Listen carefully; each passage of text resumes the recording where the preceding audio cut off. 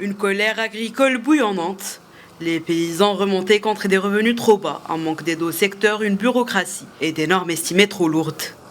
On a énormément de jeunes, je suppose que vous l'avez remarqué. On s'inquiète beaucoup pour notre avenir. On n'a pas trop de plans sur l'avenir. Les prix sont extrêmement volatiles.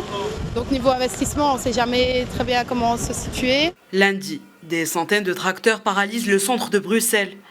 La capitale européenne devient une deuxième fois l'épicentre de la colère agricole. Quelques 900 véhicules agricoles ont été dénombrés par la police, qui barricade les abords du siège de l'UE. Même son de cloche en République tchèque, en Pologne, en Espagne ou encore en Grèce, où plusieurs milliers d'agriculteurs ont rejoint le mouvement de protestation européen. Il n'y a pas qu'en Belgique que ça va mal. Il est temps qu'ils prennent quand même en compte le monde agricole. Qu'il y ait une transition, c'est tout à fait normal, on est prêt à la faire, mais dans le sens agronomique du terme, il n'y aura pas de souci. Mais faire ça juste pour faire plaisir à quelques écolos-bobos dans des bureaux, c'est pas possible. En réponse à cette exaspération agricole exponentielle, une réunion des ministres de l'Agriculture des 27 a eu lieu ce lundi à Bruxelles, ouvrant la voie à des simplifications de la politique agricole commune. Sous pression, les États membres avaient exigé de la Commission européenne un plan de simplification des règles de la politique agricole commune. La capitale belge présente lundi ses premières pistes. Ce que l'on va faire précisément aujourd'hui, c'est principalement d'abord entendre les propositions que la Commission va formuler pour répondre aux attentes des agriculteurs. Nous avons, nous, présidence, envoyé aux 27 pays une demande visant à recueillir l'ensemble des suggestions d'amélioration, de simplification, de flexibilisation, et nous avons reçu 500 propositions.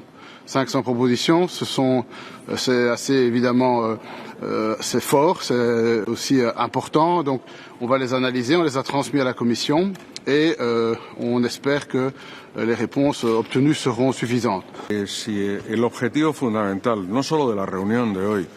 L'objectif fondamental, non seulement de cette réunion, mais aussi du travail que nous accomplissons en tant que ministres, est de rétablir la confiance. Cette confiance a été rompue et je pense que nous devrions rétablir la confiance de nos agriculteurs et de nos éleveurs. L'Union européenne, et en l'occurrence le gouvernement espagnol, les protège, les soutient et bien entendu tient compte de leurs problèmes.